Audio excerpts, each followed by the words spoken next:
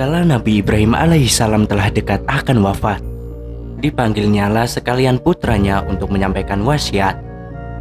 Putra beliau yang terkenal ialah Ismail alaihissalam dan Ishak alaihissalam. Ibu Ismail ialah Hajar, istri muda beliau dari putri Fir'aun Mesir. Ibu Ishak ialah Sarah. Tersebut juga bahwa ada istri beliau yang ketiga bernama Kanturah. Dari Kanturah ini beliau beroleh putra Ziram, Yosan, Medan, Madian, Isba, dan Suah. Di antara cucu-cucunya yang telah besar di waktu beliau akan wafat, itu ialah Yakub alaihissalam, anak Ishak alaihissalam. Yakub alaihissalam pun ikut hadir dikala Nabi Ibrahim alaihissalam akan melepas nafasnya. Maka kepada anak-anak dan cucu itulah beliau pesankan wasiat terakhir, yaitu supaya mereka semua menyerahkan diri kepada Allah, muslimun. Jangan mempersekutukan yang lain dengan Dia, dan jangan menyembah berhala. Hubungan Jawa dengan kaum Semit memang menarik untuk dipikirkan. Sampai-sampai di dunia banyak statement nyeleneh bahwa Jawa itu keturunan dengan Yahudi, Jewish. Bahwa dari peradaban Atlantis Nusantara lah peradaban Yahudi berasal. Jika menggelitik kata Java atau Jewish di Google, maka banyak sekali ditemukan bahwa menurut beberapa artikel di internet mengatakan ada fakta yang menarik apabila Anda berkunjung ke situs resmi Israel, misalnya kantor Perdana Menteri Israel atau kantor kedubes Israel di seluruh dunia. Terpampang nama ibu kota Israel, Java Tel Aviv atau Jawa Tel Aviv, dan mahkota Rabi Yahudi yang menjadi imam sinagog pakai gambar rumah joglo Jawa. Kitab Al-Kamil fil Takhriq karya Ibnu Athir menyatakan bahwa Bani Jawa bangsa Sunda, Jawa, Melayu, Sumatera, Bugis, dan lain sebagainya adalah keturunan Nabi Ibrahim. Bani Jawa sebagai keturunan Nabi Ibrahim semakin nyata ketika baru-baru ini penelitian profesor di University Kebangsaan Malaysia, UKM, mendapatkan data bahwa di dalam DNA Melayu terdapat 27% varian Mediterranean yang merupakan DNA bangsa-bangsa Euro-Semitic. Varian Mediterranean sendiri juga terdapat dalam DNA keturunan Nabi Ibrahim yang lain, seperti pada bangsa Arab dan Bani Israel. Mitos Brahma sebagai leluhur bangsa-bangsa di Nusantara boleh jadi merupakan peristiwa sejarah, yakni mengenai kedatangan Nabi Ibrahim untuk berdakwah, di mana kemudian beliau beristri Siti Kanturah, Kanturah atau Kenturah, yang kelak akan menjadi leluhur Bani Jawi. Nabi Ibrahim berasal dari bangsa Ibrania atau Abarah yang berarti menyeberang. Nama Ibrahim merupakan asal dari nama Brahma. Beberapa fakta di antaranya, yang pertama, Nabi Ibrahim memiliki istri bernama Sarah, sementara Brahma pasangannya bernama Saraswati. Yang kedua, Nabi Ibrahim hampir mengorbankan anak sulungnya, Ismail.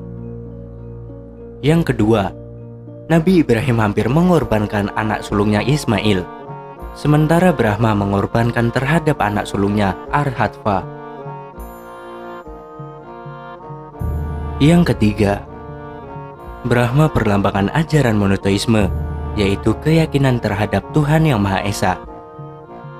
Sementara itu Nabi Ibrahim adalah Rasul yang mengajarkan keesaan Allah. Yang keempat, Nabi Ibrahim mendirikan Baitullah, Ka'bah, di Bakkah, Mekah. Sementara Brahma membangun rumah Tuhan agar Tuhan diingat di sana. Suku Jawa sudah sejak dulu menganut monoteisme, seperti keyakinan adanya Sang Hyang Widi atau Sangkan Paraning Dumadi. Selain suku Jawa, pemahaman monoteisme juga terdapat di masyarakat Sunda kuno.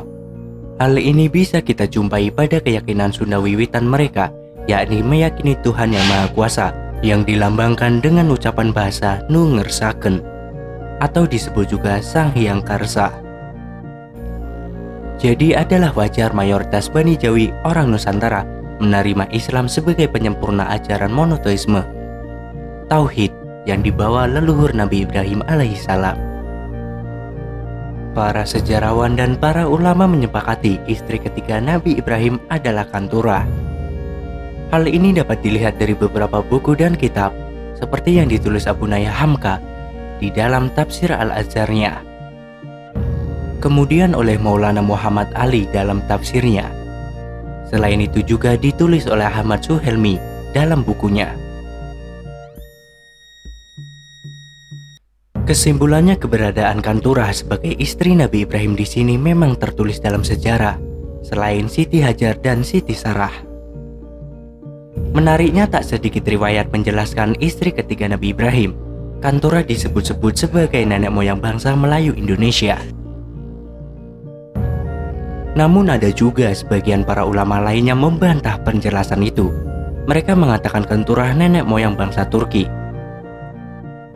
Sedangkan yang mengatakan Kanturah adalah nenek moyang dari bangsa Melayu Indonesia adalah berasal dari para pendapat ahli sejarawan Melayu dalam sebuah kongres yang pernah diadakan tahun 1995. Hasil kongres menyimpulkan Kanturah adalah nenek moyang bangsa Melayu.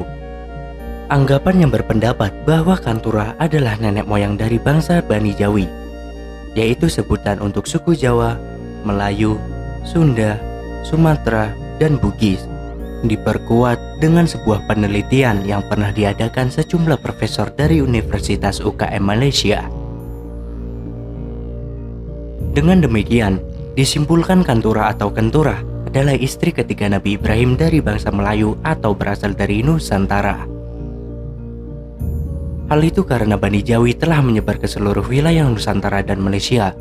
Para sejarawan dan ulama mengakui Kanturah adalah nenek moyang bangsa Melayu. Dalam bahasa Jawi kuno, arti Jawa adalah moral atau akhlak. Maka dalam percakapan sehari-hari, apabila dikatakan seorang ora Jowo, berarti tidak punya akhlak atau tidak punya sopan santun. Sebutan Jawa ini sejak dulu dipakai untuk menyebut seluruh wilayah Nusantara. Penyebutan etnik-etnik sebagaimana berlaku saat ini adalah hasil taktik politik divide et impera para penjajah. Sejak zaman benua Atlantis, Jawa memang menjadi pusat peradaban.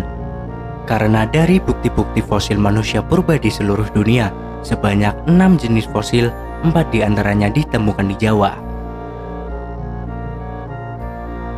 Sejatinya ilmu kejawen adalah ilmu akhlak yang diajarkan Nabi Ibrahim alaihissalam, yang disebut dalam Al-Quran Milatu Ibrahim, dan disempurnakan oleh Nabi Muhammad SAW dalam wujud Al-Quran dengan bahasa asli Arab. Dengan pernyataan tidaklah aku diutus kecuali penyempurna akhlak.